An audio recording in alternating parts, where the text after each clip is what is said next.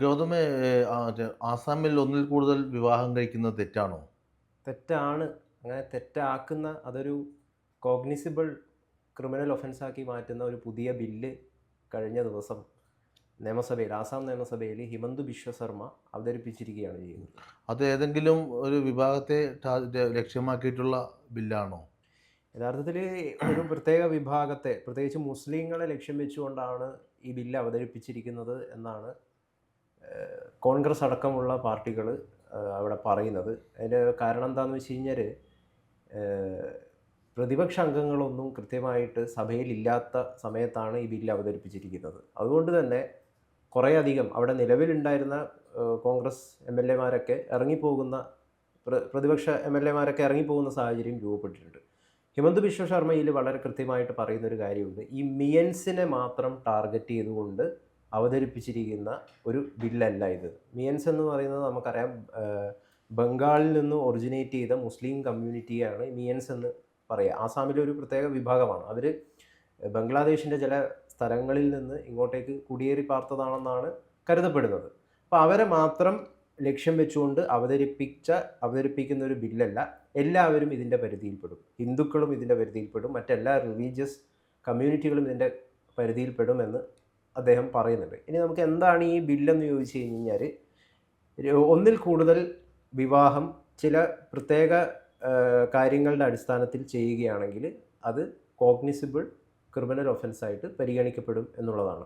അതായത് വാറൻറ്റ് പോലും നൽകാതെ പിടിച്ചെടുത്തിട്ട് പോലീസിന് ജയിലിലേക്ക് ഇടാൻ പറ്റും, കൊണ്ടുപോകാൻ വേണ്ടിയിട്ട്, അറസ്റ്റ് ചെയ്യാൻ വേണ്ടിയിട്ട് പറ്റും എന്നുള്ളതാണ് ഈ ബില്ലിൽ പറയുന്നത്. അതായത് ഒരു വിവാഹം നിലനിൽക്കെ തന്നെ, ആദ്യ ഭാര്യയെ നിലനിൽക്കെ തന്നെ അവരെ ഡൈവോഴ്സ് ചെയ്യാതെ തന്നെ മറ്റൊരു വിവാഹത്തിൽ ഏർപ്പെടുകയാണെങ്കിൽ 7 വർഷത്തോളം കഠിന ശിക്ഷ കിട്ടും. അതോടൊപ്പം തന്നെ ഈ ഒരു വിവാഹം, ആദ്യ വിവാഹം മറച്ചു വെച്ചുകൊണ്ടാണ് രണ്ടാം ഭാര്യയെ വിവാഹം കഴിക്കുന്നതെങ്കിൽ 10 വർഷം ശിക്ഷ ലഭിക്കുന്ന കുറ്റമാക്കി മാറ്റിയിട്ടുണ്ട്. ഇത് ആസാമിൻ്റെ പുറത്ത് താമസിക്കുന്ന ആൾക്കാർ, ഇപ്പം ഞാനിപ്പോൾ ഇവിടെ ഒരു ഭാര്യയെ വെച്ചുകൊണ്ട് ആസാമിലെ ഒരു പെൺകുട്ടിയെ വിവാഹം കഴിക്കുകയാണെങ്കിൽ എനിക്കെതിരെ പോലും കേസെടുക്കാൻ വേണ്ടിയിട്ട്, ആസാമി ആവണമെന്ന് നിർബന്ധമില്ല, അല്ലാത്തവർക്കും ഇതിൻ്റെ പരിധിയിൽ ക്രിമിനൽ കുറ്റമായിട്ട് കണക്കാക്കപ്പെടുന്നതാണ് ഇതിൽ പറയുന്നത്.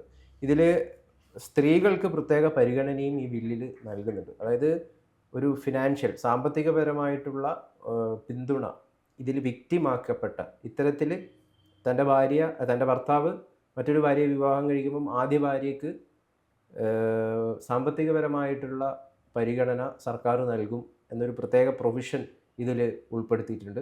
അത്തരത്തിൽ അവതരിപ്പിച്ചിരിക്കുന്ന ഒരു ബില്ലാണ്.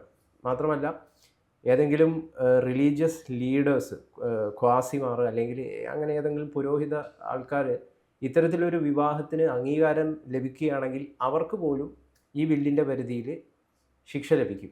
അതായത് 2 വർഷത്തോളം ശിക്ഷയും 1 ലക്ഷത്തോളം രൂപ പിഴയൊക്കെ ഈടാക്കുമെന്നൊക്കെയാണ് ഹിമന്ത് ബിശ്വ ശർമ്മ ഈ ബില്ല് അവതരിപ്പിച്ചുകൊണ്ട് കഴിഞ്ഞ ദിവസം പറഞ്ഞിരിക്കുന്നത്. നമുക്കറിയാം, ഇന്ത്യയിൽ 2 വിവാഹം കഴിക്കുക എന്ന് പറയുന്നത് നിയമപരമായിട്ട് സിവിൽ ലോ അനുസരിച്ചിട്ട് തെറ്റായിട്ടുള്ള കാര്യമാണ്. ആദ്യ ഭാര്യയെ നിലനിൽക്കെ തന്നെ അവരെ ഡൈവേഴ്സ് ചെയ്യാതെ രണ്ടാമത്തൊരു വിവാഹം കഴിക്കാൻ പറ്റില്ല. പ്രത്യേകിച്ചും ഇപ്പോൾ ഹിന്ദു റിലീജിയസ് മാരേജ് ആക്ട് 1955 ഈ കാര്യം തെറ്റാണെന്ന് സൂചിപ്പിക്കുന്നുണ്ട്. അത് തന്നെയാണ് സിഖ് കമ്മ്യൂണിറ്റിക്കും ബുദ്ധിസ്റ്റ് കമ്മ്യൂണിറ്റിക്കും അതുപോലത്തെ ജൈനന്മാർക്കൊക്കെ ഇത് നിലനിൽക്കുന്നൊരു കാര്യമാണ്. പക്ഷേ സ്വാതന്ത്ര്യം ലഭിക്കുന്നത് ഇത്തരത്തിൽ ഒന്നിൽ കൂടുതൽ വിവാഹം യഥാർത്ഥത്തിൽ റിലീജിയസ് ലോ അനുസരിച്ചിട്ട്, ശരീഅത്ത് നിയമം അനുസരിച്ചിട്ട് സ്വാതന്ത്ര്യമുള്ളത് മുസ്ലിം കമ്മ്യൂണിറ്റിക്ക് മാത്രമാണ്. ശരീഅത്ത് നിയമം പറയുന്നത് 4 വിവാഹം ഒരു പുരുഷന് കഴിക്കാൻ വേണ്ടിയിട്ട് സാധിക്കുന്നതാണ്. പക്ഷെ അതിലും ചില പ്രത്യേക കർശനമായിട്ടുള്ള കാര്യങ്ങൾ വ്യവസ്ഥ ചെയ്തിട്ടുണ്ട്. അതായത് എല്ലാ ഭാര്യയെയും ഈക്വലായിട്ട് ഒരേ രീതിയിൽ പരിഗണിക്കാൻ വേണ്ടിയിട്ട് സാധിക്കുമെങ്കിൽ മാത്രമേ ഇത്തരത്തിലുള്ള വിവാഹം ശരിയാവുള്ളൂ എന്നാണ് ശരീഅത്ത് നിയമത്തിലടക്കം പറയുന്നത്. പക്ഷേ നമുക്കറിയാം, നമ്മുടെ നാട്ടിൽ ഇന്ന് വലിയൊരു ശതമാനം മുസ്ലിം സമുദായം ഇത്തരത്തിലുള്ള വിവാഹത്തിനെ പ്രോത്സാഹിപ്പിക്കുകയോ ഒന്നും ചെയ്യാത്തതാണ്. അതിനെ കൂടുതലും ഡിസ്കറേജ് ചെയ്യുന്ന ഒരു സ്ഥിതിയാണ് നിലവിലുള്ളത്.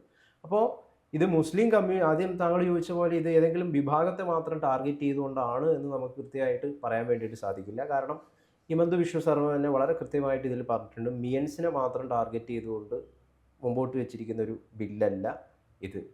പക്ഷേ അദ്ദേഹം പറയുന്നുണ്ട് ഡൗട്ട്ഫുൾ ആയിട്ടുള്ള, സംശയത്തിൻ്റെ നിഴലിൽ നിൽക്കുന്ന ഈ മിയൻ വിഭാഗത്തെ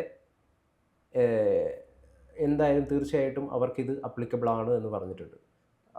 അതെന്ന് വെച്ച് കഴിഞ്ഞാൽ ഈ മിയൻ കമ്മ്യൂണിറ്റിയാണ് കൂടുതലും കോൺഗ്രസിൻ്റെ വോട്ട് ബാങ്ക് എന്ന് പറയുന്നത്.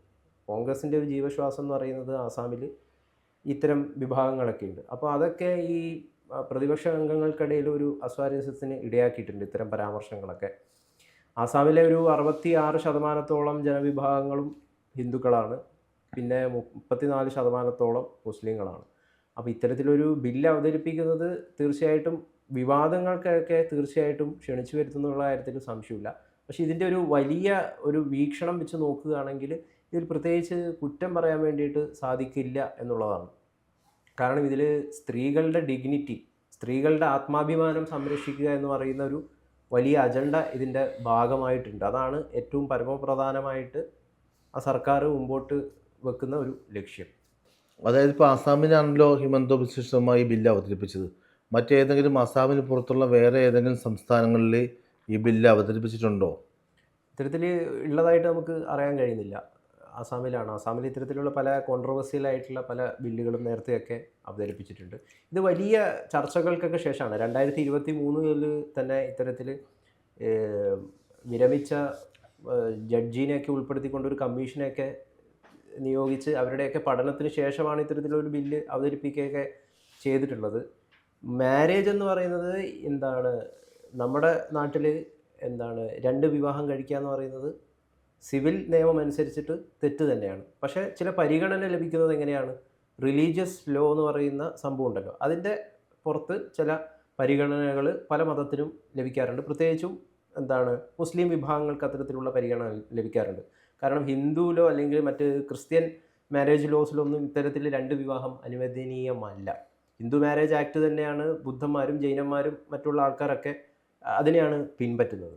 അപ്പോൾ പേഴ്സണൽ ലോൺ ഒരിക്കലും ഈ സിവിൽ ലോനെ സൂപ്പർസീഡ് ചെയ്യാൻ പറ്റില്ല, അതിനെ അതിലംഘിക്കാൻ വേണ്ടിയിട്ട് സാധിക്കില്ല എന്നുകൂടി പറയാനാണ് ഇത്തരത്തിലൊരു, പ്രത്യേകിച്ച് BJP ഭരിക്കുന്ന ഒരു സംസ്ഥാനമാണ്. ഇത് യൂണിഫോം സിവിൽ കോഡ് എന്ന് പറയുന്ന ഒരു വലിയ ആശയത്തിലേക്ക് കേന്ദ്ര സർക്കാരിലെ പോക്കിനെയാണോ ഇത് സൂചിപ്പിക്കുന്നത് എന്ന് പറയുന്ന ഒരു ചർച്ച ഇതിൻ്റെ ഭാഗത്ത് നിലനിൽക്കുന്നുണ്ട്. കാരണം ഇന്ത്യയിൽ നിലവിൽ ഒരു നിയമമുണ്ട്, ക്രിമിനൽ നിയമമുണ്ട്. ആ നിയമം എന്ന് പറയുന്നത് ഈ പറഞ്ഞിരിക്കുന്നത് തന്നെയാണ് ആ നിയമം എന്ന് പറയുന്നത്. അതായത് ആദ്യ ഭാര്യ നിലനിൽക്കെ ആദ്യ ഭാര്യയെ വഞ്ചിച്ചുകൊണ്ട്, ആദ്യ ഭാര്യയെ പറ്റിച്ചുകൊണ്ട് രണ്ടാമതൊരു വിവാഹം കഴിക്കാൻ പറ്റില്ല. അത് തെറ്റാണെന്നാണ് നമ്മളെ ക്രിമിനൽ ലോ, സിവിൽ ലോ പറയുന്നത്.